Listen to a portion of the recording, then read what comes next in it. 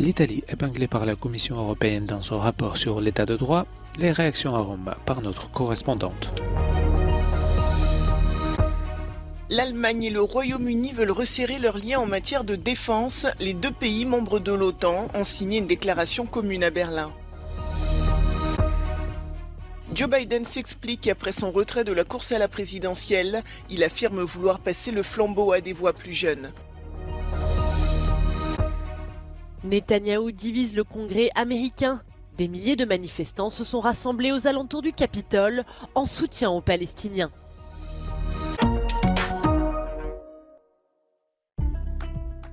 Les Jeux Olympiques de Paris 2024 ont débuté par une surprenante victoire de l'équipe masculine de football du Maroc sur l'Argentine à Saint-Étienne.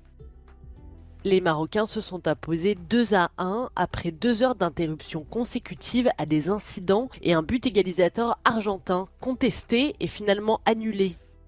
Le match a été interrompu à cause d'un envahissement du stade Geoffroy-Guichard et de jets de bouteilles et de gobelets.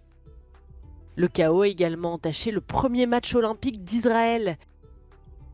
L'hymne national a été bruyamment sifflé avant le match, sous haute sécurité contre le Mali.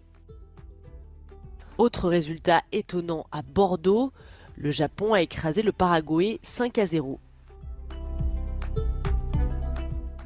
La France a elle fait plaisir à ses supporters en s'imposant 3-0 contre les États-Unis. Le pays hôte a connu un départ moins étincelant en rugby à 7, en battant l'Uruguay 19-12, mais en faisant jeu égal avec les États-Unis. Les Fidji, médaillés d'or en titre, ont battu les États-Unis et l'Uruguay. L'Irlande a battu l'Afrique du Sud, championne du monde en titre 10-5, qui s'est finalement inclinée face à la Nouvelle-Zélande. When it comes to the rule of law, Italy has made little progress and more needs to be done. That's the sense of the European Commission's assessment in its latest report published on Wednesday. The European Commission has expressed doubts on a number of issues, including the latest draft reform to introduce the direct election of the Prime Minister and whether it will indeed bring more political stability. There are also concerns about whether the role of the head of state could be weakened as a result of it. The European Commission's assessment also touches on the latest justice reform and whether the independence and the authority of judges could be affected as a result of this latest reform. Here is what a Brothers of Italy deputy who's part of the ruling coalition told us about the Commission's report. Qualcosa di positivo è stato fatto ed è stato riscontrato appunto a Bruxelles da parte di questo governo nell'ultimo anno e mezzo. Quello che di negativo è stato sottolineato, come ad esempio la questione RAI o il premierato, mi permetto di dire che sono ad esempio la questione RAI, cose che comunque in Italia ci sono da tempo e non è ovviamente legato e non può essere legato chiaramente soltanto al governo Meloni. Per quanto riguarda ad esempio il premierato, io vorrei ricordare che gli italiani quasi 2 anni fa hanno votato un governo, hanno votato la Meloni, l'hanno riconfermata ed è stato riconfermato questo governo alle recenti elezioni europee anche per fare delle riforme. Le rapport annuel sur l'état de droit qui examine tous les États membres a mis en évidence des problèmes persistants en matière de liberté de la presse en Italie. Le débat sur l'influence politique dans le secteur des médias a pris de l'ampleur. Il y a quelques mois, les journalistes de la RAI se sont mis en grève pour protester contre le contrôle exercé par le gouvernement sur le contenu éditorial. La secrétaire générale du syndicat des journalistes italiens déplore que l'Italie ait été mise sur le même plan que des pays confrontés à des problèmes encore plus graves.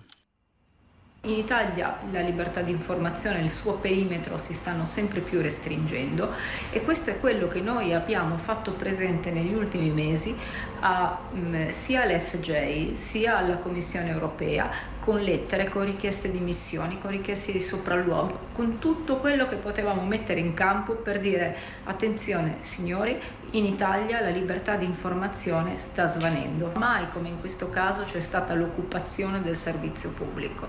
La RAI è diventata una televisione con una forte connotazione politica di governo e questo non va bene, non fa bene al pluralismo dell'informazione. Les partis d'opposition italiens ont blâmé le gouvernement de Meloni pour le déclin des normes démocratiques en Italie, en insistant sur le fait qu'ils sont depuis longtemps en désaccord avec certaines des réformes au cœur du rapport.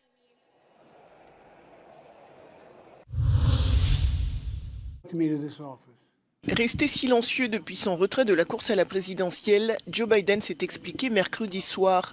Dans une allocution télévisée très attendue par ses compatriotes, il dit avoir renoncé pour sauver la démocratie et laisser la place à des voix plus jeunes. Le président de 81 ans a cédé à des semaines de pression du camp démocrate après des inquiétudes sur son âge et sa santé. Son départ profite à sa vice-présidente Kamala Harris, 59 ans. Si sa candidature est confirmée, elle affrontera Donald Trump en novembre.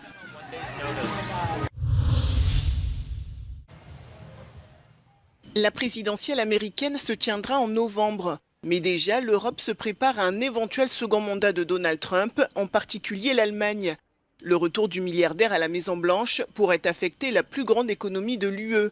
Certains experts mettent en garde contre des changements qui pourraient intervenir en matière de sécurité, d'économie et de politique étrangère. Für Deutschland, für Europa gibt es, glaube ich, ganz klar die Schwierigkeit, wie würde man damit umgehen, wenn Trump im Bereich Handel tatsächlich seine Ankündigungen oder seine Beschreibung davon, wie er mit Tarifen, mit Zöllen im Handel umgehen würde, wahrmachen würde. Zum anderen wird weiterhin die China-Politik der USA ganz klar das transatlantische Verhältnis auch mit beeinflussen. Und Trump hat schon in der ersten Amtszeit, aber auch jetzt wieder gezeigt, dass Sicherheitspolitik nicht mehr selbstverständlich ist, wie es das war für Europa, aber auch für Deutschland als ganz engen Verbündeten der USA. Les États-Unis de Joe Biden sont actuellement les premiers donateurs d'aide militaire à l'Ukraine. Mais une victoire de Donald Trump pourrait avoir des conséquences sur ce conflit. Une situation qui inquiète particulièrement l'Europe. Most people in Berlin reckon that Ukraine is going to be the responsibility for Europe moving forward when it comes to both defense and reconstruction.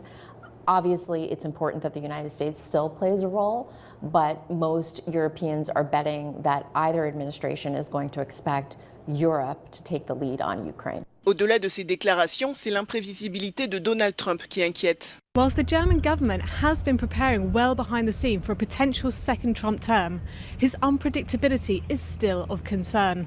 Trump is known for making quick, rash decisions and deals his way that could potentially change the course of history, not just for Ukraine and China, but also the Middle East. Liv Stroud in Berlin for Euronews.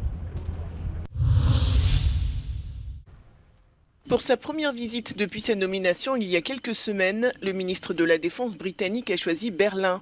Une accolade chaleureuse avec son homologue allemand témoigne de la volonté des deux pays de resserrer leurs liens en matière de défense et de sécurité.